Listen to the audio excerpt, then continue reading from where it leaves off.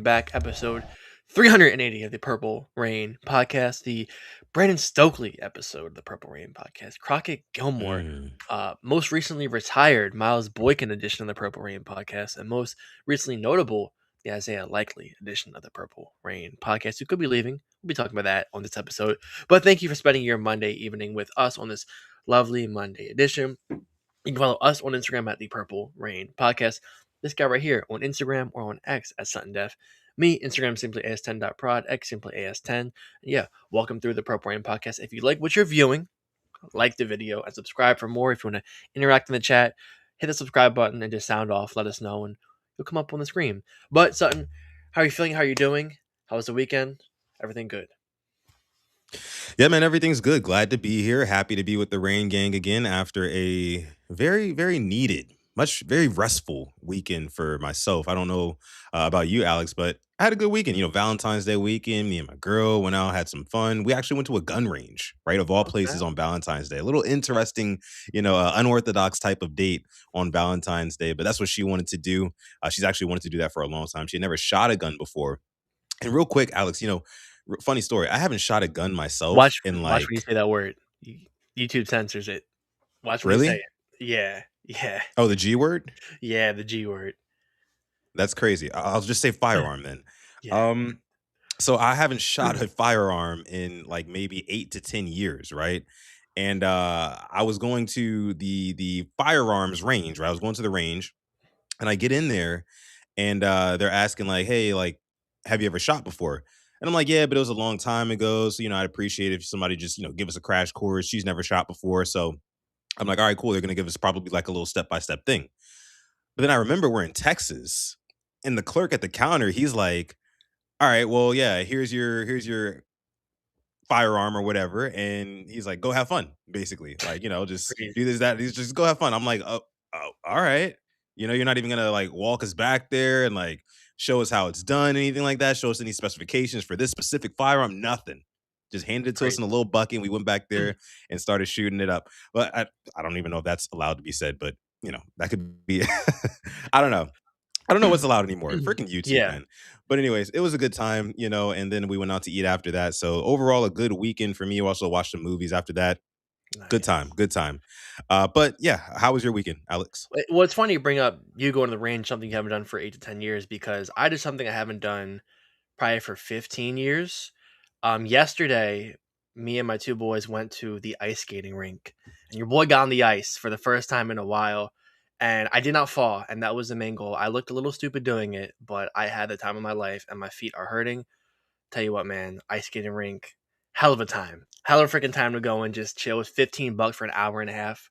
I had freaking the time of my life. I'm not gonna lie. I feel like I was back in middle school. Alex, I've never been on an ice skating rink before, and honestly, I do not plan on getting on an ice skating rink. One thing about me, one thing you should know about me, right? I do not mess with any type of ice. I just don't. I don't like my traction being compromised at all. I barely even like roller skating at my big age of 30, right? I just don't. I've never been a huge fan of it, but especially not ice skating. You'll never catch me on anybody's ice skating rink. But shout out to you for not falling. That would be my biggest fear, right? Falling and busting my ass and being embarrassed in front of everybody and also probably shattering my tailbone or something like that. But big ups to you. Glad you had fun doing that. Just ain't for me. Just not for Yeah. me. Well, and one more thing, real quick. I Saturday I am an avid sports car collector. I had my third show I sold at, so that was another thing I did over the weekend. Love me some sports cards. Sold, didn't buy, had a lot of fun. So if you ever Wait, into what'd you sports sell? cards, sports cards. I have a ton Not of like sports yeah. cards. Which ones did you? I mean, I sold a Trey McBride auto, a George Pickens auto. I was able to switch a George Pickens auto for a Rashad Bateman booklet, which booklets go for a good amount, more than your usual. So it's a hobby, but it's really an addiction. Card collecting, it really is. It's probably the worst thing I've gotten into recently. I mean, it doesn't really sound like a bad thing. Honestly, it sounds like It's a pretty cool thing. I mean, it's better than a lot of these other addictions that are floating around nowadays. You know what I mean? So, no, big ups to you. I mean, I used to collect sports cards when I was a lot younger, and some of my most prized possessions that I had, sports cards wise, I had a Peyton Manning none of them autographed, right? But I had a Peyton Manning, I had a Reggie Wayne, I had a Randy Moss. Um, I might have had a young Larry Fitz as well. A Mm, couple of throwbacks. I had some really, really good cards somewhere in my probably in my mom's house, somewhere in the closet or something like that. But I've always thought about maybe going back, digging those up, and seeing what I had, see if they're worth anything. You know what I yeah. mean? Because none of it, like again, none of them are autoed like yours. But I don't know. Maybe one day. Maybe one day. So That was my weekend. It was a good weekend. A good weekend for both of us. Good for both for of us. We sure. both did something we hadn't done in a while. There we go. Yeah, exactly. By the way, guys, make sure to like this video, subscribe to the channel as well. If you are new here to the Purple Rain Podcast, again, we are the Purple Rain Podcast. My name is Sutton Def. This is my co-host, Simply AS10. We are live here every Monday and Thursday at 6:30 p.m. Eastern Standard Time, breaking down the latest and greatest of our Baltimore Ravens. There's also a lot more on this PRP channel as well. We do Sutton Reactions. I have that going on Tuesday through Friday every week. It's around midday. We go live just talking about any and everything. And soon here, going to be kicking off a new show on the channel as well. So be on the lookout for that. Just hint for all of my fight fans out there. We will be doing something for that pretty soon here too. So make sure you subscribe and like the videos as well. Stay locked into PRP. We are live right now. I want to go ahead and give a shout out to who's here in the live chat as we normally would. We got a couple of members. We got to address them first. Chris M is in the chat. What's going on, Chris? A member here. Appreciate you for coming through. We also have Ashley in the chat, who's another member, part of the Rain Gang family. Appreciate you, Ashley. We also have ISO. Good afternoon, ISO. Appreciate you for rocking with us and coming through. Also with the membership, too. Let me see if we got any more members in here. We also have Jabari Cruz Ellis says, "What's up, Purple Rain Gang?" What's Oh, going on, Jabari? Appreciate you for being a member, brother. And JD. What's going on, JD? Says, "Wrap this Hollywood Brown shit up, man. We're gonna get to it. We're gonna get to it. Don't you worry. We're gonna get to this Hollywood Brown situation. You know what I'm saying? We also have a couple of others in the chat as well. I see Tanja Bowman is in the chat. What's going on, Tanja? We have Lisa Ann in the chat. What's up, Lisa? I see Mod Roosh. Mod Roosh is in the chat as well. What up? What up? What up? Raven boy. 76B more. What's up, man? What's going on? Chike is in the house too. I see also Daryl Turner is in the chat. Shout out to everybody watching live right now. If you are part of the hashtag replay gang, shout out to you as well. Please be sure to leave a comment, question, concern, whatever you got down below in the comment section of this video. But also, of course, as we always say, be sure to like the video, y'all. Everybody, please take a second to like the video. That helps us out a ton, especially in the off season. So we appreciate that. I see we also have another member, Faheezy, is in his house. What's going on, Faheezy? Appreciate you for coming through. And I see a couple of more people trickling in. We got Zeke Hokage, and we also have the world class. What up? What up? What up? All right. So, Alex, let's go ahead and get into what we came here to get into 8 minutes into this pod, episode 380 of PRP, right? So, obviously, off season in full swing now. So, we're kind of in the season of looking at Instagram posts Mm, from players and drawing all sorts of conclusions, right? And the Instagram post of the weekend, or of the week, if you want to say, was Lamar Jackson and Hollywood Brown, former Raven wide receiver, kind of teasing a reunion in Baltimore for Hollywood Brown, that is. And I'm going to go ahead and bring it up here on screen because I just, when I saw this, Alex, I was really thinking to myself, and you guys can see here on the screen, Lamar Jackson comments on Hollywood Brown's post. He says, "Purple Heart means Hollywood to the Ravens." And then I think it was earlier today, Hollywood followed that up by posting on his Instagram story a video of him when he was with the Ravens. So it seems like there's some tension there, right? And good tension. They want to be back on the same squad together. Now, before I get my take on this, Alex, I want to toss it to you first. What are your thoughts, or what is your first thing that comes to mind when you see these two guys talking about a possible Ravens reunion?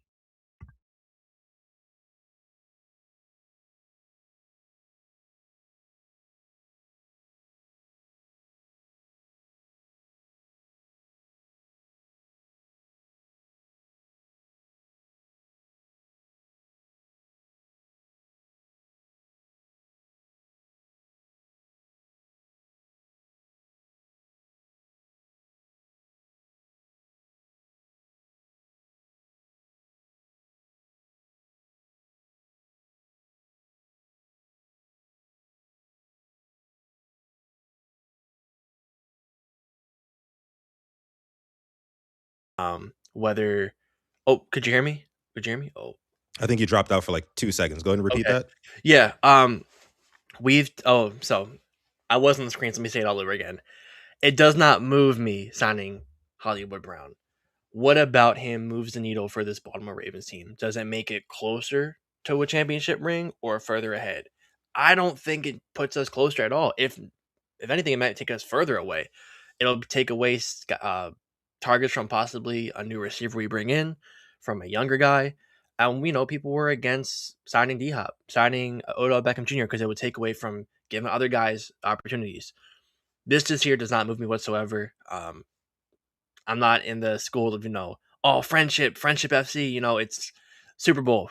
That's what I want, and I just don't think this will bring us closer. Um, it's a business for a reason. Uh, he wanted to go, and I get why with the whole Greg Roman thing, and he maybe wants to come back now. I think about the old days are the old days, so I'm kind of moved on from this. I don't know about you. Just this really just doesn't do a lot for me. We have, not to be, we have Zay, and Zay's put up back to back Pro Bowl seasons. Um, yeah, I'm good on it. Thanks, but no thanks. And I appreciate what he did for us. I'm a fan of his jersey, but I just don't think it would really be in the best interest of the Ravens. For him, maybe, but not for the Ravens. Yeah, definitely for him. He would get to join a new regimed Ravens, right, with Jesse Minter and Declan Doyle and the like. But I'm right there with you, Alex. I mean, this is some good old baby back bullshit to me. I mean, Lamar Jackson, there's a reason. As much as I love him, there's a reason why he's not general manager, right? Again, like you said, Friendship FC is not going to get you rings at the end of the day. And you talk about Hollywood Brown and what he would bring to this Ravens offense in the big 2026, he would bring a similar game to what Zay Flowers has. I mean, I think that if you are enamored with the idea of Zay Flowers being wide receiver one, which I know a lot of Ravens fans are, me personally, I'm not. But if you are, on the train of Zay Flowers being wide receiver one, why would you want Hollywood Brown? That's about as redundant as it gets, right? And I get it. Like Hollywood Brown, he's more of a guy who can take the top off of the defense. I think he threatens that a little bit more than Zay Flowers. But at the end of the day, you're getting what? Two 5'9" receivers. Two 5'9" receivers. I mean, or 5 foot, you know what I mean? 5'9", 5'10" receivers. That's not going to do anything for us, especially not in the red zone. If your wide receiver one and wide receiver two are both the same height and you can basically cancel them out when you're, within the 20-yard line of scoring a touchdown, that's not going to do anything. Not a damn thing. Right? Especially, and we'll get to Isaiah Likely in a little bit, especially if there's no Isaiah Likely who's going to be a red zone threat, right? And you're just dealing with Mark Andrews and a Rashad Bateman, and you have Hollywood and Zay. No, like, that makes no sense at all to me. And like you mentioned, it would be a lot more beneficial for Hollywood than it would for the Ravens. Let me see what the chat here is saying before we continue on here. Let me see. Fahizi says Hollywood is a Bateman upgrade. I could not disagree anymore. Fahizi, Hollywood has 1,000 yards consistently potential, but AJ Brown is still out there. Yeah, I mean, that's what you need. You need that bigger body wide receiver. I mean, think about it like this, Alex. If the Ravens have Super Bowl aspirations, or hell, even playoff aspirations, think about how deep passing dips tremendously in January, in those cold weather months where you need to be able to pound the rock, right? When the ball gets more dense, people aren't going down the field that often, or quarterbacks aren't going down the field that often, or not nearly as effectively, for that matter, right? So why would you have two deep threat wide receivers? Makes no sense to me. No sense at all. You need somebody who can run those shallow routes, strong hands, wall off defenders with his body, like an AJ Brown. I'm all for bringing AJ Brown to Baltimore to complement Zay Flowers, but in what way? Tell me, in what way does Hollywood Brown complement Zay Flowers? He just doesn't at all. No. Yeah, I just don't see it. Unless they're trying to trade Zay, and that's kind of their replacement per se. But it's just redundant to sign him if you already have Zay Flowers. Let's say it's you got to drive down the field, and you have a 4th and 9. Lamar didn't throw that pass up to Zay Flowers in Pittsburgh. He threw up to Isaiah Likely. He didn't throw up to him. You know what I mean? So I need more of those type of guys on my team and less of the smaller guys. And no disrespect to them, but we have Zay Flowers. So I just don't see the point of it. Good on him for maybe wanting to come back, and this isn't Hollywood. This isn't a movie where you get to have a great plot and this is real life, and that's not going to happen. I think if it were to happen, EDC, I'm fully out on you. That would just be an awful signing. So it honestly would be like kind of like him just resigning for Lele and making him a starter again. Not saying it's as bad as it is, but it doesn't help the offense whatsoever to me. It doesn't. And I see here he was their number one receiver. I mean, or top two. And before Rashee Rice came back, I'm not seeing any of these stat lines that really are moving me. Their first game, 10 catches, 99 yards, 16 targets.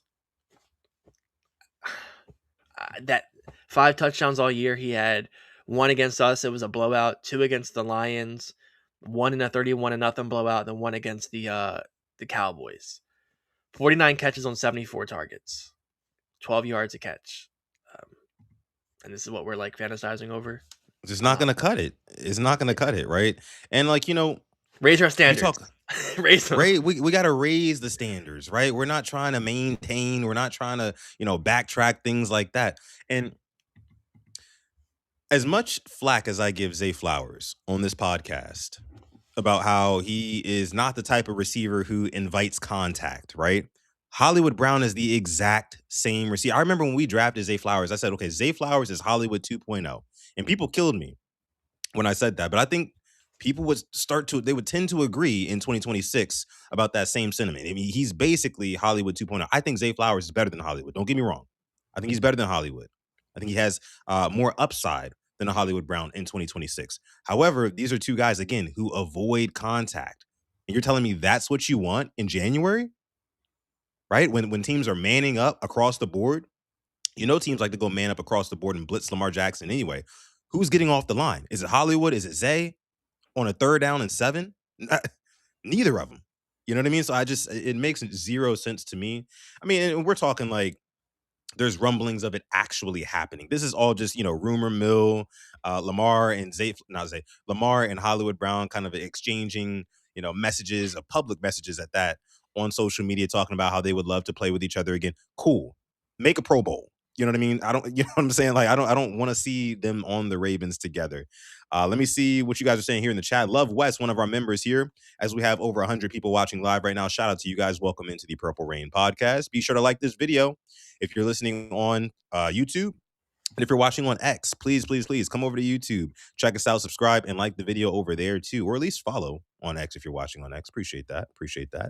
But Love West says, we've seen him with the Chiefs and he barely did anything and wasn't even the number 1 or 2 there, nor made crazy plays. I mean, yeah, he's just not that guy. He's just not that guy who's going to come in and move the needle or move any type of needle for his Ravens team. Kwame says, we need big receivers, right, Sutton? That's exactly right. We need big receivers who can threaten defenses in the red zone. The Ravens got to the red zone a lot this past season, but they just could not punch it in. You know what I mean? You need receivers who can help you down low like that. Of course, it all starts with the offensive line. That's not what we're talking about today, but you guys get my point here. Let me see what else we're saying in here. Let me see. Fahizi says Zay is not and will be a number 1 wide receiver with a half decent 6'1" wide receiver. Sorry, I guess you're saying Zay is not and will not be a number 1. I'm guessing. I guess that's what he's saying. Quoney says Hollywood is not better than Bateman. Do you agree with that, Alex?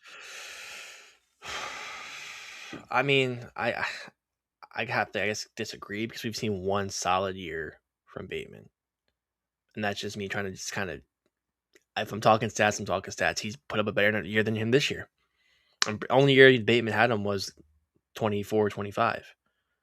So he's had a better year 4 out of the 5 and that Bateman's been in. So statistically speaking, Hollywood's better. But in the playoffs, if you look at it, I think Bateman has more touchdowns in the playoffs than Hollywood. Yeah, and I think when you're talking about who fits better in the current Ravens offense, I think it's hands down Rashad Bateman over Hollywood Brown. This is really just like Bateman slander, to be honest with you. Like, it's low key. Go ahead. The more I think about it, the more I don't think he's going to be a Raven. Rashad Bateman, that is. Like, it just feels like he's like the black sheep of the offense. I mean, that's the only thing I can really think of. Like, he's the outcast. You see all that, like, and I hate to use social media, but, you see them all kind of commenting all together, and I just don't see that with Bateman. It's weird. It's really weird. Like, as much I love him, I just don't think he just gels with everybody else. That's just pure speculation. Yeah, and it's unfortunate that, coming off of a 10 plus touchdown season in 2024, he took a huge step back in 2025, but that was largely due to, of course, Lamar Jackson getting hurt and then also the offensive line not performing. You know what I mean? I did see that one play against the Steelers, the second game against the Steelers, where, he, no, I think it was the first game against the Steelers, where he drops that pass on third down. That was ugly, right? I did see that recently. He had some pretty bad moments this season. But overall, man, I think that Rashad Bateman still offers a lot in this receiving core, man. He's a route running savant, like I've always said. Most times he's got pretty good hands, you know what I mean? And he's a great red zone threat. So I think there's no reason for, a Declan Doyle to not be able to scheme him up, especially if Dwayne Ledford and whoever we get on this offensive line can make sure that Lamar Jackson is blocked up well enough for him to get the Yeah. ball off. So I don't know. I like Bateman still. Go ahead though, Alex. Yeah, no, I'm right there with you. I wanted to succeed. I mean, it would make us look like geniuses. I just don't know if it's going to be here. And Fahisi says he literally leaked practice film and talked about ADC. Now, that was a hacker, man. That was not him. It was the hacker. Somebody hacked him in a circle. Kind of nasty to do, So, um, Yeah. I guess I don't want to transition too early, but I see people bringing up Tyreek Hill. Obviously, he got released today. Um, if I'm taking either one of those two, I don't want either. Let me preface that, but I know Tyreek's coming off an I word, but he put up 265 yards in 4 games last year before he got hurt. I don't want either at this point. Yeah, we'll get to Tyreek Hill in just a second here. Let me see some more comments in here. We have Shelly, another one of our members in the chat, says nice haircut, son. Appreciate that, Shelly. Thank you for coming through and happy Monday to you. Let me see. Spooky J says sign Alec Pierce as wide receiver one and trade Rashad Bateman, then draft a mid to late wide receiver. What do you think about Alec Pierce, Alex? Depends how much he wants. I do like his game. I just don't know if I think his suggested contract is like 18 to 22 million, but that's becoming the norm now. But he is a deep ball threat. I mean, he was cooking with Daniel Jones, and I like Lamar Jackson a lot more better than Daniel Jones, passing wise. So I think he could do good here. I'm just kind of interested, what receivers Declan Doyle's, wants in this offense. We see he had DJ Moore, Roma Dunze, and he was doing a lot of good work with them. So I feel like if he can get a guy like that in here, I think they would succeed just as well, if not better. It's new True, offense. true. We got It's our not the guy. same old Ravens offense. Yeah, I mean, I expect to see some new wrinkles in this offense under the tutelage of Declan Doyle. That is 100% for sure. We got RJ in the house. What's going on, RJ? Appreciate you But for coming through. Says glad to make the live. Glad to have you here, brother. Glad to have you here. Let me see. We got XVYJZ0 says Sutton Zay Flowers does not avoid contact. He jukes first, but he's not afraid to put his head down if he needs to. Hollywood literally ran out of bounds to avoid getting hit. He didn't even juke. And I see what you're saying here. I see what you're saying. Hollywood, sometimes he would literally just like fall down. He didn't do all of the east to west stuff as much as Zay Flowers does, but avoiding contact is avoiding contact. You know what I mean? The thing that bugs me the most about Zay Flowers is that sometimes he'll have a lane. He'll have an avenue to get upfield, but instead of using his speed and forcing somebody to beat him in a foot race, he'll cut it back. You know what I mean? And like that's just to avoid any like sort of arm tackle. You know what I mean? Like he refuses to even run through arm tackles, which is just insane to me. So I think he does avoid contact, but that's just me though. I see people bringing up DJ Moore. Um, I don't know how I feel about that. I put it up. He had 50 catches, 682 yards, 6 touchdowns last year. I love him obviously because he went to Maryland. Would you be interested in us going out and getting a guy like DJ Moore? I know he kind of ended pretty poorly with that Bears game last year. That final play. Some people put on Caleb, other people put on DJ Moore. If he were to be a Raven, it'd be him, Zay, say Bateman, Tez Walker. Does that make you feel better? Hey, that moves me. That moves me. I'm a DJ Moore guy. Like bigger body wide receiver, strong hands. You know what I mean? So he's got some playmaking ability, obviously. I think he'd be happy in Baltimore. Again, like you said, Maryland kid. I would like that. I would like that. Him, the prospect of him, Bateman, and Zay Flowers, and of course, Mark Andrews, who's going to be there, maybe likely. I don't know. With Declan Doyle at the helm, Yeah, sign me up. Sign me up. I would like that for sure. Let me see here. Oh, I see Tanja had mentioned that. Nice, nice, nice. Yeah, Okay. I'm Kwame I says I'll don't take know how. AJ over all of them. Me too. Go ahead. Yeah, I mean, I don't know how I feel about DJ Moore. I mean, I'm happy. Like in the playoffs, he rose 6 catches, 64 yards, a touchdown in the wild card, 5 catches, 52 yards, and a touchdown in the divisional. But in the regular season, he had 85 targets and didn't put up 700 yards. That's where I'm kind of just like, I just like for me, AJ Brown. Like you just if you want to get a receiver, that's the guy. I don't care about the drama. I don't give two shits. The Eagles got a ring out of it. I think we could too. I'll deal with it all if it gets us a ring. Yeah, I mean, I would too. I'm just thinking that, DJ Moore coming from an offense that was low key designed by Declan Doyle, of course, Mhm. by Ben Johnson as well.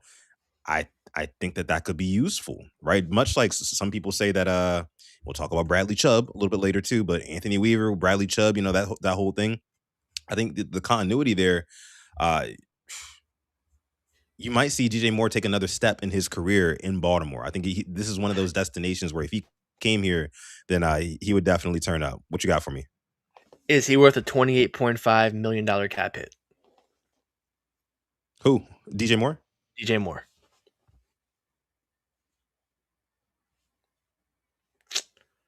That's not. I just saw that and that kind of like that's Yeah, that's not ideal. That's not ideal, especially for a run first offense, who already has a wide receiver one in Zay Flowers. I'm sure they'll go out and draft somebody as well. We all talk about how Tez Walker needs to be more involved.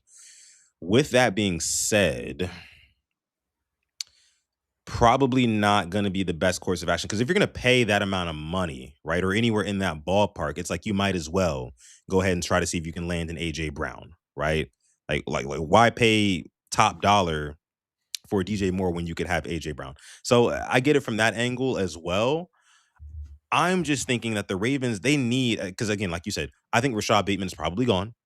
They're going to need somebody to if Rashad Bateman walks or is traded or whatever, there's going to be a void in this receiving core that needs to be filled, whether in free agency, trade, or the draft. I don't care which one, but it has to be filled some way, somehow. So I don't know. Time will tell, but I'm still on the AJ Brown train first and foremost, much like most Ravens fans. Kwame says it here in the chat. I'll take AJ over all of them. I agree. I agree. yeah. And AJ's cap hit this year is 23.3 million. The year after that, 22.7. So that to me is better than the 3 straight years of 28 million cap hit for DJ Moore, who had Luther Burden getting targets, Roma Dunze getting targets, Hal Colston Loveland, and no disrespect to DJ Moore, I'd be happy if we got him, but just for that contract, I'm not feeling that. You could just go cheaper with Alec Pierce and get him for 20 to 22 mil rather than paying the 6 extra million for DJ Moore. So that's where I'm at with that. But we have options at receiver though, which is nice. Yeah, for sure, for sure. Gonna go ahead and move on here. Please be sure to like this video if you're watching live right now, or if you're part of the replay gang. Hello, shout out to you for catching the replay of this live stream. Be sure to like the video and also subscribe if you are new. Lots of fun stuff coming here from the Purple Rain Podcast YouTube channel this off season, so you're not gonna want to miss out. You're not gonna want to miss out. Please be sure to like the video, subscribe, and then also consider joining our channel membership if you want to automatically qualify for our channel giveaways. We just had one a couple of weeks ago where our guy Trey Biz won a free Lamar Jackson jersey. So if you want to be in the running for our giveaways here, please be sure to sign up for our channel membership. We'd greatly appreciate that too. Okay. So sticking on the Ravens before we get to, some of the other news and some of the, Dolphins releasing a bunch of players today, seemingly fire selling and things like that. Let's get to this.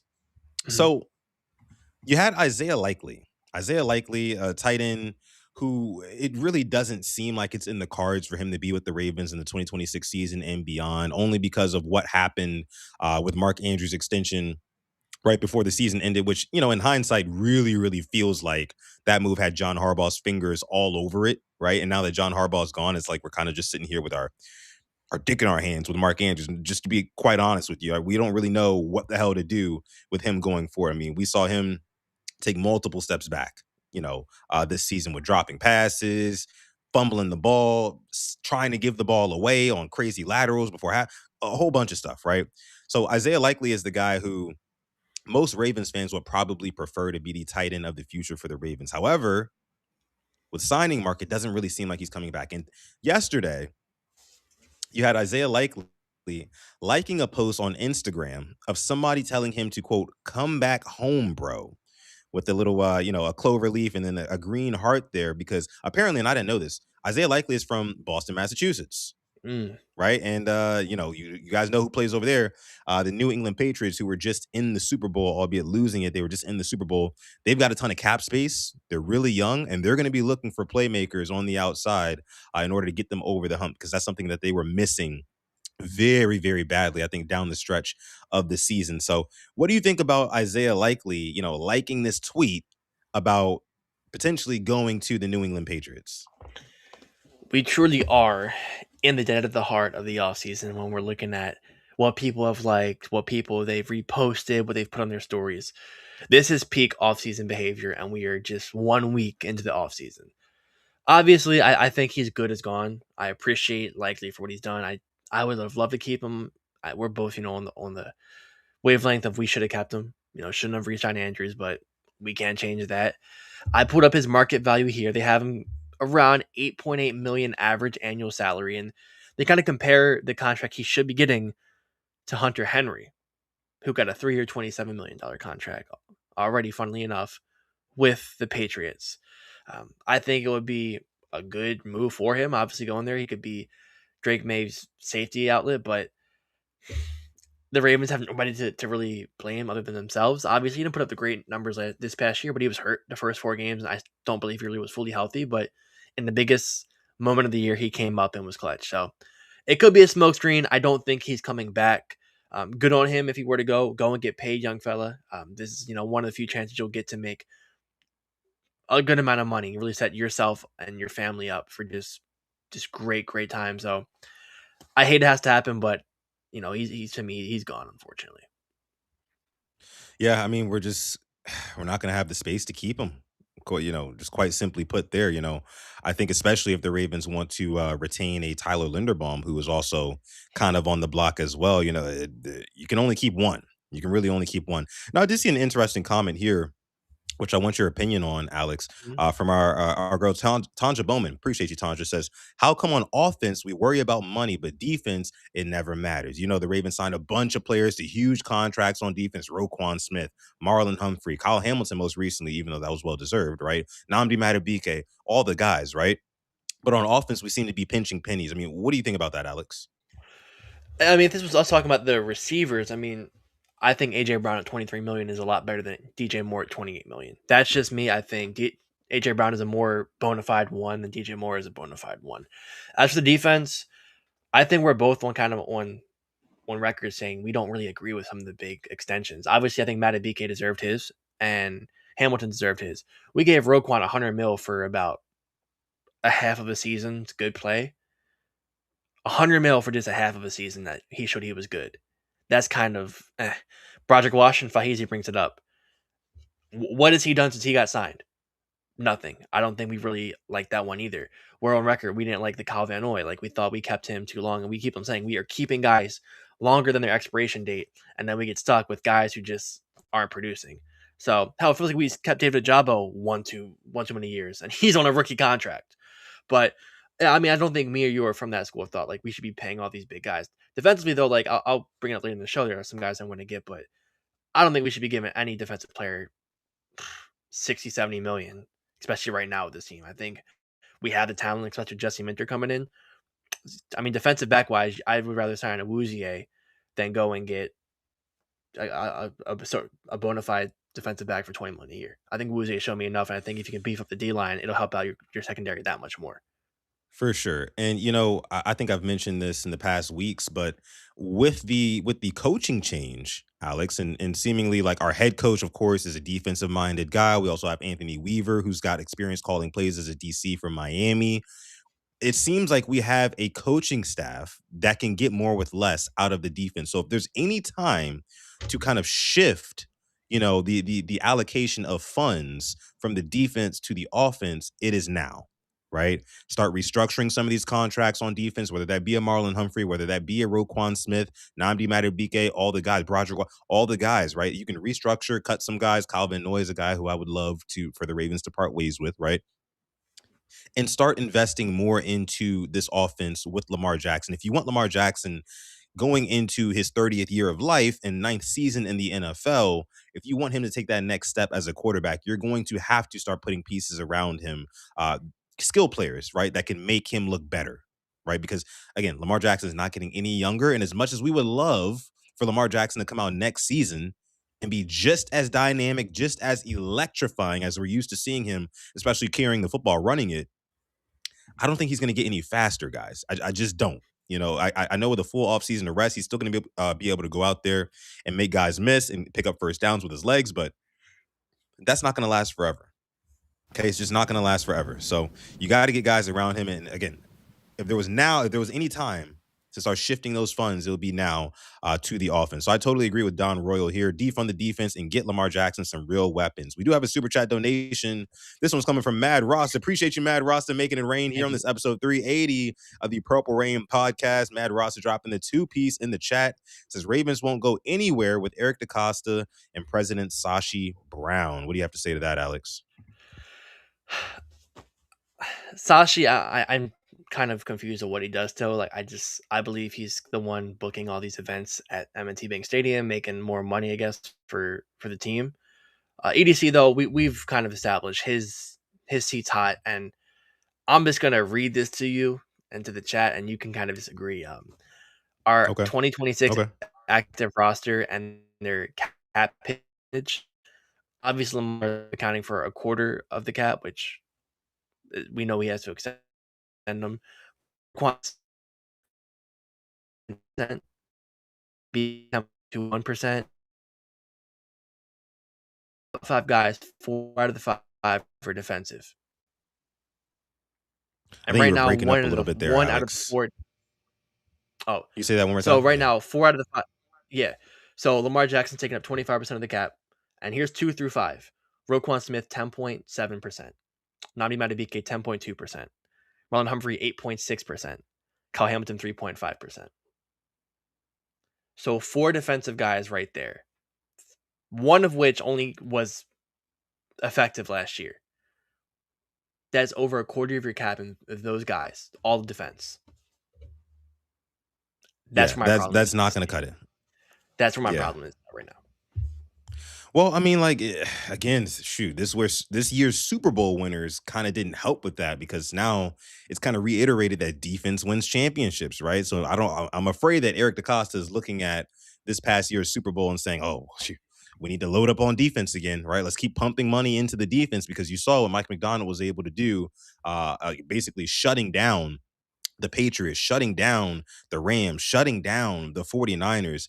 And those are, I mean, two of those coaches are offensive geniuses in Shanahan and McVay, right? So again, like you mentioned, you just can't have all that money pumped into the defense and expect to go anywhere, especially when guys like Roquan Smith, you're paying him what $100 million just to hype the team. You know what I mean? Yeah, I mean he gets tackles, he gets in run fits and things like that. I mean, love that, but he's not making a real impact on the game. When is he forcing turnovers? Right? Is he getting interceptions? Is he like he's just not doing any of that stuff that you would want $100 million linebacker to do? You know, and now you've got Kyle Hamilton paying him as one of the top safeties in the league. He deserves it, every penny of it. Don't get me wrong, but at some point, you are going to have to shift attention over to the offense. No longer are the days where you can just say, "Oh, Lamar got it on the offense." I mean, we paid Derrick Henry. You know what I mean? So like, we're just going to rock out with it. No, bro, no. Put some money into that O line. Right. If anything on the defense, I've mentioned before, go get yourself a John Franklin Myers, right? An interior D lineman who can kill 2, 3, 4 birds with one stone, right? If you can get the interior of that D line performing, you know, to where they need to perform, much like they were in 23 and 24, everything eats off of that. Everything else eats off of that. You don't have to pay, a star premier edge rusher like a Max Crosby or whoever or Trey Hendrickson, right? You don't have to pay them that huge money because you got guys on the inside who are freeing up guys like Mike Green on the outside, guys like Tavius Robinson on the outside, whoever they draft. which is also going to help the guys at the second level, the linebackers, and also guys at the third level, the safeties and corners as well. So you got to make the right moves on defense. You just go ahead, go ahead. No, I get it. And you brought up the Seahawks. I pulled up their active roster from this past year. They had. I want you to guess how many players they had with a cap hit over of 10 million. Just guess how many players did the Seahawks have with a cap hit this past year of over $10 million? Oh, this is a good question. I probably I'm gonna go one, Close. It was three. two. Okay, Three. Nwosu, Sam Darnold, Leonard Williams. That was it. okay, Everybody else under. I mean, they've drafted great, and that's kind of my gripe now with EDC. The thing with the Seahawks, they've hit guys in the second day, day three. They've become key contributors for them. For us, if you're not good, you're on the special teams or you'll get cut. I hope yeah, that's that thing in the past with this whole old coaching regime, but that's to me what I saw. The Seahawks build in a championship. Getting Leonard Williams, trading for him, going and get DeMarcus Lawrence, stuff like that. That's what really makes these teams good. And I think who brought it up here? Spooky J, defensive coaching wins championships. Mike Mack made bums like Roquan look like stars. Took us to the AFC Championship. Scheme beats talent, and that's kind of thing we were harping on that. We should be able to have a good defense without dropping tons and tons and tons of just cash into there, and allow that to go to the offense and protect Lamar because we've seen him with a great line. He does fantastic things. That's what we're asking for. yeah. No, I agree. I agree. Ernest Byrne here with the super chat donation. Appreciate you, Ernest. Says, do you think we can get a second first round pick? I do not think so. I don't think that the Ravens would be willing to move off of a player that would warrant a first round pick. I don't even think that the Ravens have anybody or a package they could put together to get a second first rounder. I don't see that happening at all. You, Alex? I mean, what player on this team will warrant a first round pick that hasn't signed an extension? Kyle's not going Right. anywhere. Lamar's not going Lamar is anywhere not going. Yeah, unless yeah. they. I mean, if you trade Zay right now, I mean, hell, if they got a first for Traylon Burks, I think Zay is worth a first. If we're just to be honest, back-to-back Pro Bowler, but I don't think he's going anywhere. I don't think we trade anybody that could warrant getting a first round pick back. Mad Roster with another super chat donation, dropping the 2P, says, what if we draft a safety at pick number 14? Oh, we'd riot. We'd riot. Ned We'd be Ross, in the streets of Baltimore. Yeah. We'd be in the streets of Baltimore with our pitchforks, right? Yeah. Hell no. and the Hell to the worst, no. and the worst part, people would defend it. That's the worst part. Yeah, I'm not with that at all. Joanne here says, Sutton, for everything you just said about Roquan Smith, you can really say about Kyle Hamilton. Where's the interceptions? Where's the game-changing plays from a $100 million unicorn that they say he is? So here's where I think you're wrong, Joanne. Kyle Hamilton has impacts on the game that don't necessarily show up in the stat sheet that Roquan Smith does not have. There's like intangible things that he does. Speeding up a quarterback's clock because you have a safety screaming off of the edge, or blowing up a Joel Bitonio right guard, like running right through him and getting in the quarterback's face. That's something that you don't see from Roquan Smith. Also, a Kyle Hamilton who can get in there in the box and stop the run as well. A guy who can guard out in space, guard tight ends and not get burned over the top. Kyle Hamilton does so much, again, that does not show up on the stat sheet. I don't think it's fair to compare him to a Roquan Smith, right? Kyle Hamilton's a jack of all. He can do anything. He can basically play any position. This is why I say, if you put 11 Kyle Hamiltons out there, I like my chances, right? You can't do this. You can't say the same for Roquan Smith, right? That's how I would put it. What do you think, Alex? I saw the defense when Kyle Hamilton went out with a concussion week 18. I'm just gonna say Oh, yeah. Oh, my that's goodness. It was night and day. when he wasn't playing against the Texans. I know Roquan wasn't playing either, but they put up 40 on us. Yeah, no thank you to that. As for the Roquan stuff, linebacker wise, like, what has he really done? Where he has had no impact plays. I mean, that's kind of what I'm worried about with him. It's $100 million for a guy that just looked out of place for the 18 games. He had one good game this past year against the Browns in week 2. Where was that? Like was we don't even see energy from Roquan Smith. We don't even see like big hard hits like him nailing guys. Like we don't see any of that. Right? I mean, is routine tackles on running backs, right? I mean, you don't see him really in the backfield at all. You don't see him lurking out in space, getting interceptions, none of that. Just none of it. So it's just like Roquan Smith, he really kind of disappears in a way, and his impact is not felt nowhere near in the way, shape, or form that Kyle Hamilton's presence is felt at all. yeah. I see people talking about Caleb Downs. If he's there at 14, that's a different story.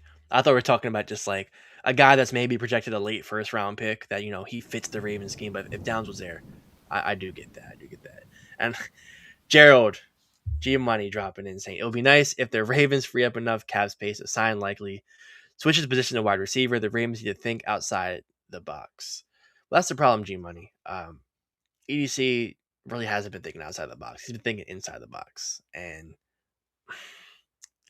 that's kind of been his downfall. That's been his downfall. Appreciate the super chat. I know we've talked Yes, about yes, yes. likely at receiver thing, and he's lined up there, and he's done pretty well when he's lined up out there. But if you could re-sign him and get a guy like an AJ Brown, that to me, that's like, all right, we're finally acting serious with offensive weapons.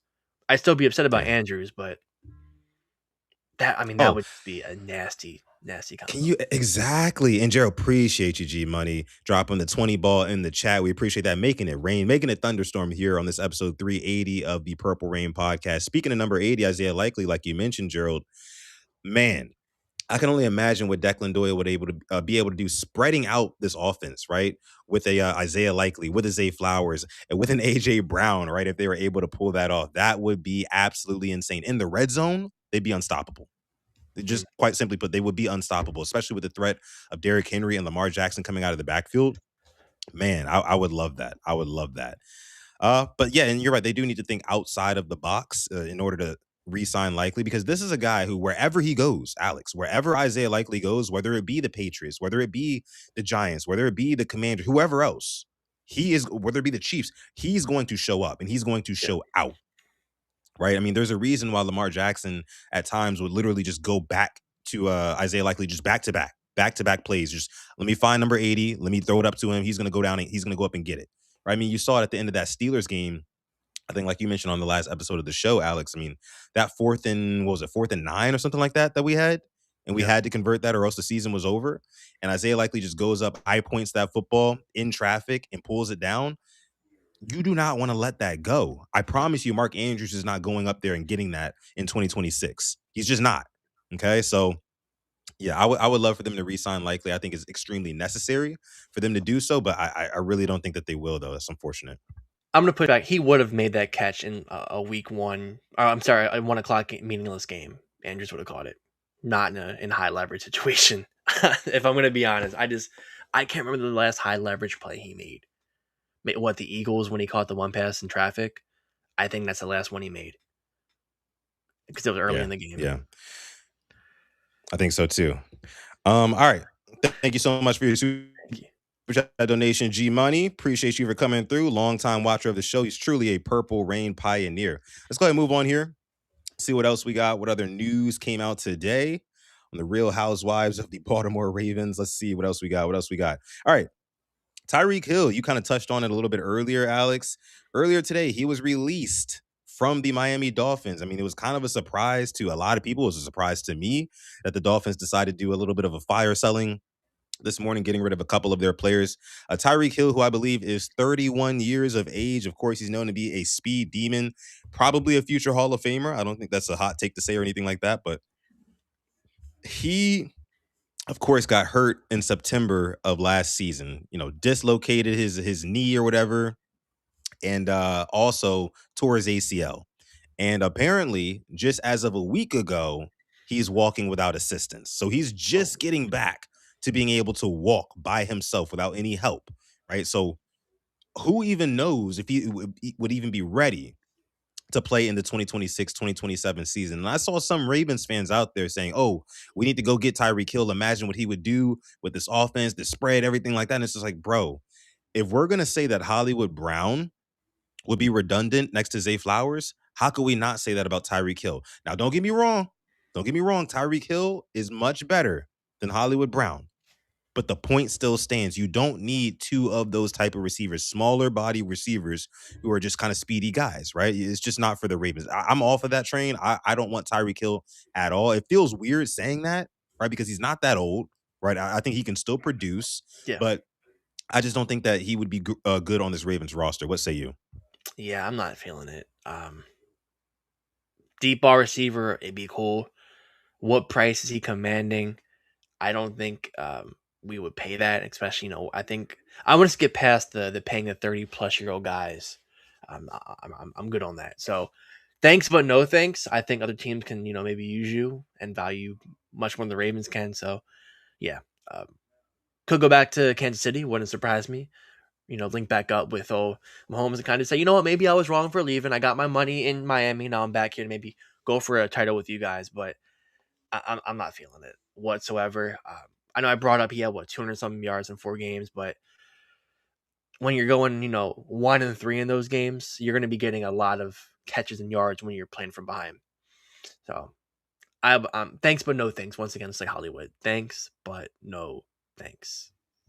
Spooky J says here in the chat, says the Dolphins made it work with him and Waddle, two shorter playmakers. This is true, but they also had Tua Tagovailoa at quarterback and Mike McDaniel scheming up that offense. It was a very Yeah, quick snap to throw offense with Tua Tagovailoa. That's not how the Ravens and Lamar Jackson plays, right? Lamar Jackson likes to scramble out, let things develop downfield, things like that. He doesn't really throw the ball immediately. So I just don't think that Tyreek Hill being kind of like a timing receiver who wants to get deep and you got to get it to him on time, he wouldn't fit in this Ravens offense. Not in 2026. I don't believe so at all.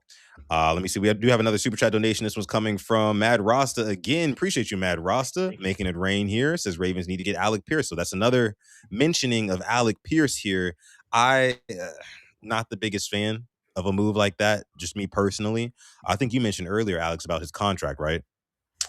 Yeah, I'll pull it up here. Let me find out where they have him at. Colts. It was his projected contract. I cannot find it whatsoever. Damn. Give me a sec. I will find it. I'll let you know what his projection is. Okay. Yeah, for sure. In the meantime, while you're doing that, we do have let me see. Appreciate you, Mad Roster. We do have Faheez. He says, does Tyreek Hill does he have any pending cases that could impact his availability? Not really joking. I don't believe so. I don't think so. But that's kind of up in the air too. You never know with Tyreek Hill because he has been, kind of he's been a shithead in the past. Let me just say that. Yeah. Let me just say that. So I'll leave that there. You got it up yet? Yeah, I have it up. So, his projected calculated market value in comparison to contracts that Jamison Williams, Christian Kirk, Jerry Judy, and Jacoby Myers have gotten over the past couple of years. 4 years, close to 81 million, coming out to 20.24 per year. Um, which in all reality, with the cap going up, isn't that bad.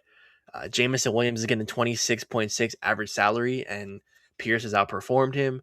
Joby Myers got 3 for 60, Jerry Judy 3 for 52, and Christian Kirk 4 for 72. So it's not the worst market value. Just how he would fit in the offense. I wouldn't be against it at all. I think he fits what we're looking for. I'm good.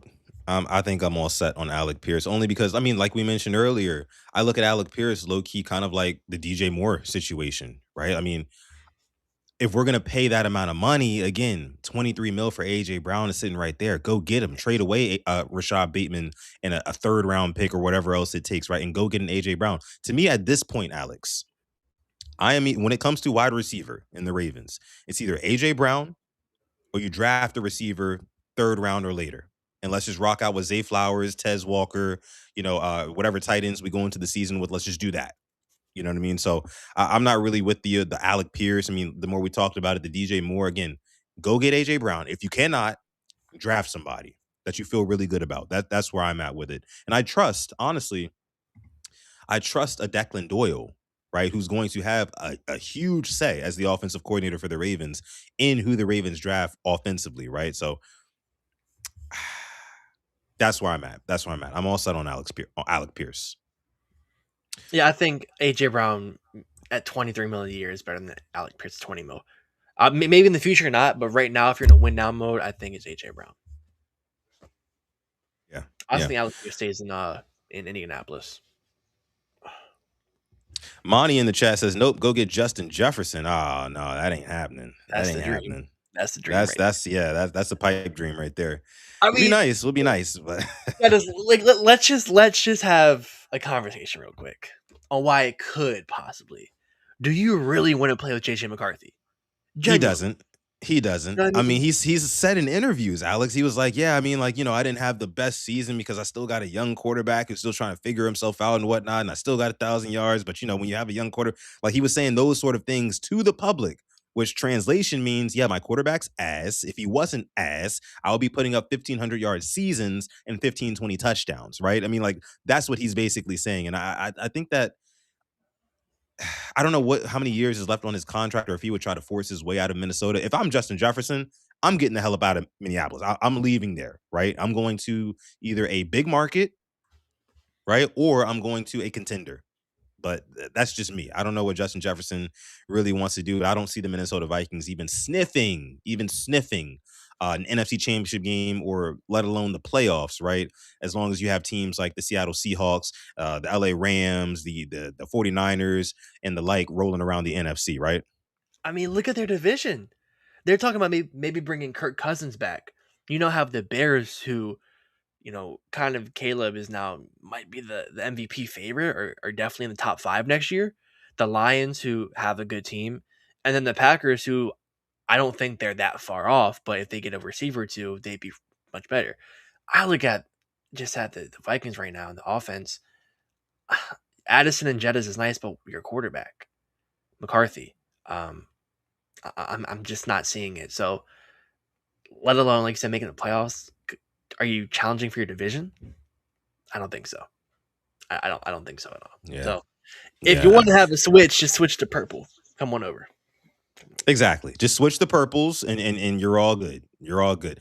But like you mentioned a really good point. They're arguably the worst team in their division. Not even arguably. They're the worst team in their division, and it really seems like they're trending in the wrong direction, especially compared to, like you mentioned, the Bears, the Packers, and the Lions. So with that being said, if I'm Jay Jettas, I'm trying to find my way up out of Minnesota. And I mean, what's in Minnesota anyway? What's in Minnesota anyway? You know what I I'm, mean? I don't mean to I'm throw shots at them. their defense. Look at their cap right now. Their defense looks beautiful, on paper. But offensively, I mean, they have about 15% allocated in both their tackles. That's cool and all, but you're blocking for a quarterback who throws interceptions. What's your running back situation looking like? Is Aaron Jones your guy still? I'm not too sure. You want to have a good running game to open up that passing game. Wow. Aaron Jones is he made 15 million last year. They have Josh Oliver making 10 million. This is kind of tough to even look at their cap space right now. Ugh. And Yeah, I not think, looking good. yeah, they're tight on cap as well. Ooh, Jettis, come on, make the call. Yeah, come on over. Come on over to Baltimore. Let me see. Torres says everyone watch AJ Brown drop a pass to help them win a playoff game. Nobody talks about that, but they will highlight Zay's shortcomings. No pun intended. What do you got to say about that, Alex? Just give me 1 second. Yeah, no problem. No I, problem. I'm just, I just need to pull something up real quick about Okay, Mister. yeah, yeah, sure. Take your time. Take your time. Um, Torres, give us a second, please hold. AJ Brown had a touchdown in the Conference Championship and in the Super Bowl, and won a Super Bowl. That's. I'll tell you this: do Ravens fans talk badly about Torrey Smith, and just don't think about it as deep as it could be. Just do we talk bad about him? When you think of Torrey Smith, what do you think of? You think of a receiver who was kind of smaller in size, deep threat for Joe Flacco, and he made shit happen. You know what I mean? Like, Mhm. we don't talk bad about him. We don't talk about in 2014 when he stopped running his route and Joe Flacco threw a pick in New England, which ended the game. No, we don't talk about that. We talk about the receiver who had 2 touchdowns against the Broncos in Mile High. Talk about that guy. When you make plays to win a Super Bowl, you forget about things like that. Yeah, yeah, and not to mention AJ Brown, just bringing it back to present day. I mean, he's clearly disgruntled in Philly. right? I mean, and as much as he, goes on these streams and talks about in interviews, like, oh, yeah, I love Philadelphia, yada, yada, I love the Eagles, all this and that, you can tell he's unhappy. When you're reading books on the sideline, knowing that you're on 425 Fox's game of the week and everybody's looking at you, cameras are looking at you, all the cameras in the stadium, and you're reading a book like you're not even invested into the game, like you don't want to be there, right? I mean, that kind of, again, it messes with your mental when you're not locked in on the sideline. When you get in the game, you're not going to be locked in. And I feel like, again, if you bring AJ Brown to Baltimore and you bring him in the mix of Derrick Henry, who was his former teammate in Tennessee, and Derrick Henry has already championed AJ Brown coming to Baltimore, and then you talk about Lamar Jackson, who Derrick Henry has said, yeah, Lamar Jackson loves guys like AJ Brown because he's a dog, right? Lamar Jackson is not Jalen Hurts. Okay, not player wise on the field, not personality wise, definitely not. AJ Brown would fit perfectly. He would fit like a glove in this Ravens offense, right? So I mean, all due respect, Taurus, I could give a damn about those drops. I could give a damn about those drops. Bring him to Baltimore and see what he does.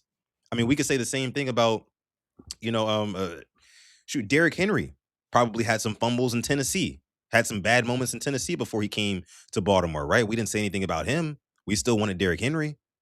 So I think we just can't judge guys off of a couple of performances where maybe it was a little bit less than desirable their play. AJ Brown is still a damn good wide receiver, right? And if he catches that ball over the middle, he's a threat to score a touchdown pretty much every single time. He will step on the gas, pick one lane, make people beat him in a foot race, and he'll also get physical with you too, which is what you need in January, right? You need that big body receiver in January. Where when it's cold outside, you're playing in Buffalo, you're playing in Kansas City, hell, you're playing in Baltimore. You can see everybody's breath on the field. It's clearly cold out there. It sucks, right? You know what I mean? You want a guy who can go over the middle and catch that football, right, with those strong hands. That's AJ Brown. That's AJ Brown. I think he will be super motivated to play with these Ravens. That's just me, though. That's just me. Shout out to Taurus. He said all love Sutton simply. I mean, Oh, for sure, for sure. it's just good ball Taurus know conversation. that. It's just all Yeah, good Taurus ball know that. conversation. Um, I mean, we don't know what's gonna happen. I'm sitting here. He's only had one season where he didn't get 1,000 yards, and that to me is I like that. Touchdowns in the past couple of years: 7 touchdowns, 7 touchdowns, 7 touchdowns, 11. That's what we need more of. I think my one Yeah. gripe today is I want more touchdowns from him. Yes. I would like my number one receiver to have more touchdowns. I think AJ would bring us that in the red Right. zone. In the red zone, we don't really throw that many compared to running it. So I would love to have AJ who we could maybe throw to the middle, him catch, absorb contact, go in for 6. So Yeah, I mean, and there's maybe one a less change of guy. scenery is needed as well. I'm not too sure, but that's a real thing to change the scenery. Yeah. And like I said, like it's one less guy that you can have like just crowding the line of scrimmage, right? When you have an AJ Brown in the red zone, right? You can line him up at the X, at the Y, you can pretty much line him up wherever. There's going to have to be resources in that secondary allocated towards AJ Brown at all times, right? And that's less attention on Lamar Jackson, less attention on Derrick Henry, who could potentially run up the middle for it. It's just it opens up so many opportunities. Hell, it would probably even open up Zay Flowers even more in the red zone, right? We could see even more of him getting open and scoring touchdowns down low. So I think there's literally no negative to bringing in an AJ Brown. No negative. I think a big problem with him was he just didn't like Nick Sirianni, and that's maybe why he wasn't performing as well. And it's I like, mean, who does? we saw him walking off the against the Bills game. Sirianni was all hyped up, and AJ Brown just walking off like it's another day. Like Sirianni was taking all the credit for it. I just don't think he wanted to be there at all. So he could do better here. Yeah. Yeah. Let me see. Torres says asking the Eagles fan about AJ Brown. They don't like him one bit after that playoff game, which is Eagles fair. fans don't like any of their players. Yeah, I about to say swear.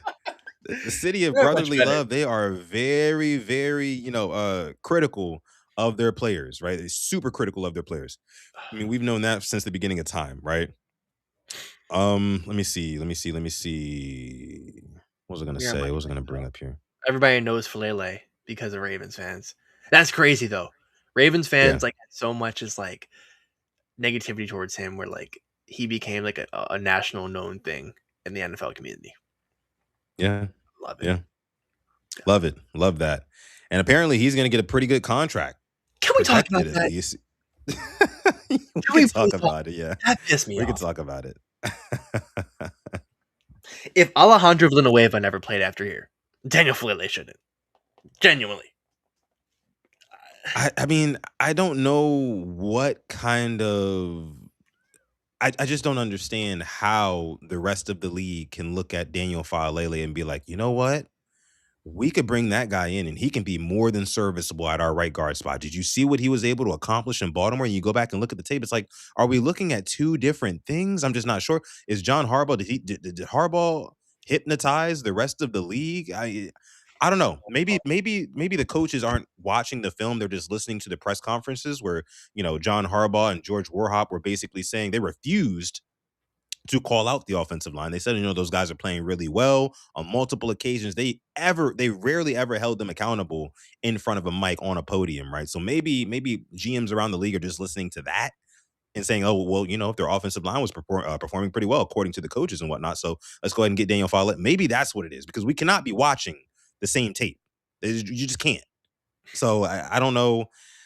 He's a free agent. He's going to go somewhere. He's going to get paid by somebody. I don't think he's going to be out of the league or anything like that. But if he go, I'll tell you one thing, Alex. If he goes somewhere else and he ends up performing, right, and becoming more than serviceable, or let alone a star right guard, I am going to be seething with anger.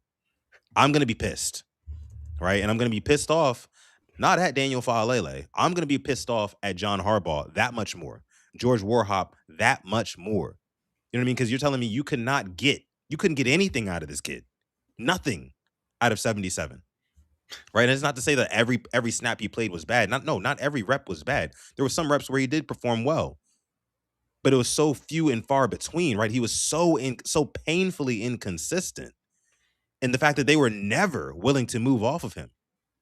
It just doesn't make any sense to me. And like I said, if he goes somewhere else and he performs, that's going to make me even more mad at those coaches, those ex-coaches of the Ravens, right? Mm. Yeah. Sam says if John loves 77, let's see if he signs him. Oh, he loved Zach Orr. Yeah. Bring him on his staff. So, doubt it. Yeah. Doubt it. Doubt it. Boy, 77 and Will Campbell better be making bank at Amazon this offseason. There you go. Good old Will Campbell. Good old Will Campbell and his famous Amazon quote, right? I think it's torched in the Super Bowl. But all right, let's move on here. We do have let me see. So, you had something else for me before we get to Bradley Chubb? Sometimes just for players come out of the draft, just keep your mouth shut. Just say the cookie cutter stuff. Don't say the Amazon comment, because it just bites back. Yeah. It bites back. Yeah, I mean, like, people don't forget stuff like that. You know what I mean? That was a very polarizing comment. It's like, yeah, just shut up. Just shut your mouth. Shut your mouth and perform, right? Now, see, we have this here. The Dolphins also released two-time Pro Bowler outside linebacker Bradley Chubb today. He is now a free agent. Bradley Chubb was hurt all of the 2024 season, but in 2025 he played every single game, all 17, and he was able to notch 8.5 sacks over those 17 games. Alex, what do you think about Bradley Chubb being released? Do you think that the Ravens should possibly pursue him in free agency? I mean, is this not the most Ravens move ever? An aging edge rusher. Didn't hit double-digit sacks, was flirting with it, and he has ties to our newest defensive coordinator. This just screams Ravens. If there's one thing that I could kind of, put my money on, it would be this. I could definitely see the Ravens going after him. This is EDC. He's salivating right now. This is like, this is Calvin Oy part 2, man. This is perfect. We need him. I think this could happen. I do. I think that this would actually be a very good move. It's funny because last week I was on live with Coach Sipsy Tally and Ryan from the Flock Rundown, and we did our GM, little scenario thing, or whatever you want to call it. And we had picked up Rashawn Gary as a pass rusher, right? And I like the prospect of that. But a 29-year-old Bradley Chubb, who's coming off of 8.5 sacks, who again has ties with our current defensive coordinator, Anthony Weaver, and would be playing underneath Jesse Minter, who we know is able to unlock guys, right? Either young or old. He's able to do more with less, more with anything. that he's got. I like this move, but again, I cannot say I like the prospect of bringing in any free agent edge rusher, whether it be a Bradley Chubb, whether it be a Rashawn Gary, whether it be, well, you'd be traded for that, or whether it be, Khalil Mack, anybody. I prefer keeping the main thing the main thing. Get the interior of that defensive line straight first. We got to figure out what's going on with Nnamdi Madubuike. Yep. If we can figure out what's going on with Nnamdi, if we can determine whether or not he's going to play, if he's not, go out and get another interior D lineman. Because again, the game of football, and I say it all the time, you guys are probably getting tired of me saying it, it's played from the inside out, not the outside in. Right? So if you're going to build a defense that's going to get back to dominance, you have to start there. You don't start with the edge rushers. That's why, again, it's so important to find out what's going on with Nnamdi right now. Because Travis Jones, he needs somebody next to him. Yep. That's going to draw some double teams. That's going to draw some attention because John Jenkins and Brent Urban, they're not cutting it. Nope. They're not cutting it at all, right? And what's happening is you're getting guys who are doubling up or offensive lines who are doubling up on Travis Jones and basically eliminating him from being effective. And teams are able to throw the ball on us late in games, right? Drop back, pat the ball, because there's no pressure coming from the interior. Oh, and you got Mike Green finally getting free, Kyle Van Noy finally getting free off the edge. Okay, cool. I'm just going to step up. I'm still going to make the throw. You need that interior pressure first and foremost. So as much as I would love to get a Bradley Chubb in, you got to start with the interior of that D line first because everything else follows suit. That's just me. I wholeheartedly agree. If I see Sam says John Franklin Myers if Nnamdi retires, I think even if he stays with it, I would like all three. I know it's a lot of money. Nnamdi, John Franklin Myers, and Travis Jones. Then Peebles behind them. I'd be cool with that. Now, my only problem right now with Edge, I just pulled it up. We have 3 active edge rushers on the roster. Yeah, it's not deep. One of which I'm not even sure he's even a real person. We have Mike Green and Tavius Robinson, and a guy in Adisa Isaac who we don't know. So I'm pretty sure that one of our top 3 picks will be allocated towards the edge rusher. We're gonna sign one. I don't know who that's gonna be, but it's like we're rebuilding this position every single year. It feels like, or every couple of years. We had what, Yannick Ngakoue and Matt Judon. They were the 2. Move on from them. Then we had, what was it, Owe and Justin Houston. Moved on from them. Then you have Kyle Van Noy and Jadeveon Clowney. Move on from them. Then you have Kyle Van Noy and Mike Green last year. Now it's just a complete, we're doing all it all over again. So I don't think this would be a bad signing by any means for the right price, but the interior rush, man, that does something to me. Yeah, and I would love if Eric DeCosta could finesse like a 1-year prove it deal for Bradley Chubb. You know what I mean? I would love having a Bradley Chubb in the locker room alongside a Mike Green. Cut Kyle Van Noy and have those 2 guys be the premier edge rushers on the outside. And then also, like somebody else said, bring in John Franklin Myers. You guys know how I feel about John Franklin Myers. 7.5 sacks last season as an interior rusher. What that would do for a Mike Green and potentially even a Bradley Chubb. I mean, that defense will be crazy. And again, that helps out the linebackers and it also helps out the secondary as well. You simplify everybody's position when you can get a pass rush. How do you get a pass rush? It starts from the inside, from the interior. That's what Tom Brady says, and I trust Tom as the best quarterback, the greatest quarterback of all time. He said famously, the worst kind of pressure a quarterback can face is pressure from the interior. Because pressure from the outside, you can step up in the pocket, still throw. Pressure from the interior, you're going to get flushed out. You're going to get moved off your spot.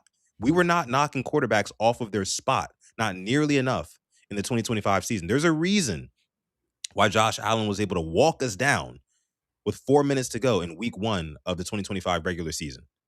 There's a reason, and honestly, Madubuike did play in that game. And Madubuike had a huge sack from the interior that shut down one of those late drives. you know? So, I mean, it was really, the fumble from Derrick Henry that really, really kind of swayed that game towards the Bills for sure. But you have to, my point is, you have to have that interior rush, first and foremost. So, yes, we do still have Tavius Robinson, XVJ, or XVY, I want to for just sure. touch on John Franklin Myers. His average salary Okay. right now, like his market value is 2 years, 15 million, 7.9 mil. You cut Broderick and John Jenkins, that's 5 mil right there. You can It, you can find that other. oh my It's gosh. It's a no brainer. to me, it really is no brainer. Like I made a video simply because you brought him up, and I watched what you watched. I'm like, wow, like this is this is it. Like this is kind of like a no That's the brainer. move. It's the It's move. like I mean, a home run, like slam yeah. dunk. I just don't see why you don't do it. And it's like when it's definitely a position that we obviously were lacking in last year. Like even if Nami doesn't come back, you need it. If Nami's there, wow, wow. I mean, those three guys. We sit here and salivate over what the Eagles threw out last year against the Chiefs. You get some damn good edge rushers. Maybe you can draft a guy first round. Maybe sign somebody with them. Like you're looking good. Not saying it's the Steel Curtain or the 2000 Ravens or the Purple People Eaters, but it's damn good defense. Jesse Minter, Yeah. Yeah. Yeah. I mean, it's like with John Franklin Myers, you get a force multiplier on the inside for a fraction of the price that you would get a Max Crosby for, that you would get a Trey Hendrickson for, hell, that you would probably get a Bradley Chubb for. Like it's like we said, it's a no brainer to get a guy who can go next to Travis Jones because I think we have to assume, like somebody said in the chat, we have to assume, operate under the assumption that Nnamdi Madubuike is never going to play football ever again, right? And prayers to him. He did great things for the organization.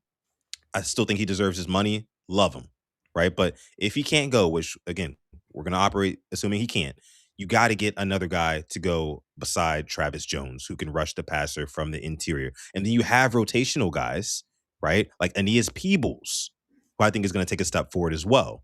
You have rotational guys like Okoye, who I think is going to continue to make strides, right? So I mean, it just again, it's a no brainer to go out and get a John Franklin Myers because you can get him for a price that's not going to break the bank, and for that price, he's going to help out the edge rushers, right? By condensing in offensive lines because you're gonna have to double either John Franklin Myers or Travis Jones.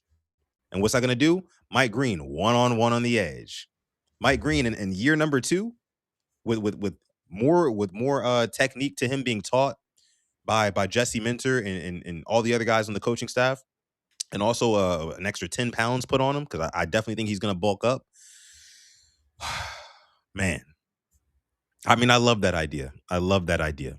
I do, Alex. But yeah, hey, I don't want to forgive harp us, too much. forgive us for not wanting to see Taven Bryan back out there on the field. Forgive Like, us. come on, bro. With Come all on, due bro. respect, Brent Urban, you did some great things with the Ravens. You're a Raven through and through. A nice career Yeah. as a Raven. But forgive us for not wanting a guy out there with 7.5 sacks last year. Yeah. Yeah. Forgive us. Forgive us. Oz says, asking for all these players with what cap? Listen, man, that's why we say if they can get this Lamar extension done in the next, 3 weeks, we're cooking with grease. We're cooking with grease. And Steve Bisciotti made it very, very clear. I don't know if you remember this, Oz. He made it very clear that he wants Eric DaCosta to get that deal done before March, right? He wants him to get it done before March, so that way, when by the time free agency rolls around, we actually have some money to spend. We got some money in our pocket, so it's not like we won't have any sort of cap. And I do expect the Ravens to go ahead and cut some players as well, maybe restructure a couple of players too. There's gonna be a lot of salary cap news coming out in the next 21 days. And we will be covering it all here on the Purple Rain Podcast YouTube channel. So make sure you subscribe to the channel. If you are new here and you're enjoying our content, please be sure, everybody watching right now, to like the video. Let me see how many people we have watching live right now. We have 166 people watching live right now across all Thank you. platforms. Appreciate y'all for coming through this episode 380 of PRP. Listen, if you're watching on YouTube, go ahead, leave a like. Leave a like on the video. You already know what it is, man. It's free. Helps us out a ton here, especially in the off season. If you're watching on X, follow me on X at Sudden Death. I'd appreciate that, right? But also, make sure you come over to YouTube, type in Purple Rain Podcast, just as you see it down below, and go ahead and subscribe to us there. Like the videos there, because we will be covering this team throughout the off season. But yeah, XV says so we can Sutton, we could get Gary and Chubb. Rashawn Gary and Bradley Chubb. Ooh, oof. Hey man. Chef Spicy Rice, just wrap it up here, Alex. We got some questions. Resign Draymond Jones. What do you think? Mm. Uh, I mean, he had what 2.5 sacks for us. I kind of like what he brought, but it wasn't. I was expecting more. I was expecting him to maybe hit double digit with us, maybe 5 sacks. So we could go 5 with Titans, 5 with us. At the same time, I do have to understand he was under the Zach Orr defense. I'll put it like this: if Minder wants to keep him, I'm all for it. I saw what Jesse did with what he had in uh in LA. I'd be cool with it, but for the right price, obviously. But just if he fits Jesse's scheme, I'm with it. Boring answer, but that's how I feel. Yeah, I'd love to bring back Draymond Jones as well. I mean, I think that he did provide a lot of value as, a guy who can rush from the inside, a guy who can rush from, the outside shoulder of a tackle. I think that if he, he's the type of guy who it's like, okay, you saw what we had in Baltimore. We were cooking with something, but you can tell something was missing from this defense. I think if you were to ask Draymond Jones that, he would think that that's fair. And with us completely gutting the coaching staff and bringing in a whole new regime that favors his side of the football, I think he'd be willing to take one more 1 year prove it deal, especially considering, hey, look, you're playing with a contending team already, Draymond. Like you come back to Baltimore for 1 more year and you get yourself a good 7 to 10 sacks. Then yes, how old is Draymond Jones? Really quick, Alex, how old is he? Let me pull it up one here. I'm gonna see like what his projection is as well for this Yeah, year. He yeah. is 29 years old, so he'll be 29 Okay, going birthday in January, okay. and his market value is 10.3 mil. 2 years, 20 mil. Yeah. So I mean, he's probably gonna be looking for another one more, at least like big payday, 2, 3 year contract. You know what I mean? From a team. But I think that he can greatly raise his value because his value is not going to be through the roof right now. If you were to test the market, it's just not. Somebody will sign him, but probably not for the money that he wants. So it's like, why not play for Baltimore for 1 more year on a 1 year prove it deal, right? And go out there, get yourself 7 to 10 sacks underneath Jesse Minter, who was able to get that out of Odafe Owe on a short season. You know what I mean? And then go out and just prove yourself and re yourself up on another contract next offseason for another 2, 3 years for a much bigger contract. So I think that it is feasible to bring back Draymond Jones. I personally do believe that. I hope we do. And then I hope again we can shore up the inside of that D line with a John Franklin Myers. That's me. I'm gonna mention John Franklin Myers a lot until he is either re-signed with the Broncos or if he goes somewhere else, because I know he's gonna have a lot of other suitors across the league. But I'm gonna be on that train from now until then. It's your free I'm agent gonna be crush. on that train from now until then. It is. It's my There you go. official free agent crush. Yes. There you go. Nothing wrong with that. I think we all have them every year. We'll have our draft crushes as well, and For sometimes it sure. doesn't For work sure. out. Sometimes it does. So we'll see about that. I'm looking forward to seeing kind of just what rumors start coming out as well. I think with the restructures, I would love to see Roquan Smith restructure. Obviously, have a little bit of just take a look at yourself in the mirror. Like, did I play up to $100 million standard this past year? Even the year prior to that, Right. no, Right. no, And it's like, hey, do I want to win a Super Bowl? yeah. If yes, then okay, I'm willing to restructure some of my contract, right? And this is just so we can bring in more guys around me who can help us get to the promised land, aka the Super Bowl. So hopefully, some of these guys, they like you said, they look in the mirror, they do a little bit of soul searching, and they realize, I mean, Lamar Jackson included, right? And they realize like what could be if the Ravens were to free up some cap space. You can get some help on the offense, and hell, you can get some more help on the defense as well. It can go both ways. But I think we're going to go ahead and leave it there for this episode of the Purple Rain Podcast, episode 380. Appreciate each and every one of y'all for coming through. You guys have been awesome tonight. Clap it up for yourselves in the chat. Appreciate y'all, all the support, everything y'all do for us here at PRP. It does not go unnoticed at all. Please be sure to like this video before you guys get out of here, as we still have over 140 people watching live. Shout out to y'all. Subscribe to the channel if you are new. And with that being said, I'm going to let my guy Alex take us out. Yes, thank you for coming through to episode 380 of the Purple Rain Podcast. But the combine is next week. More football news. The legal tampering period is in about 3 weeks. So, Oslo, thank you for the subscription. So more and more football news will be coming around. Then we're straight into the draft. So it's gonna be a lot quicker than you think. So just put on your life vest and just strap one in. Just get ready for it. Thank you all for coming through this lovely episode 380 of the Purple Rain Podcast. We love you. We appreciate you. And as always, stay positive, test negative. Yes, yes, yes. And never, ever, ever forget, even on the rainiest of days, to call God. This is episode 380 of PRP. We're going to catch you guys in the next one. Peace.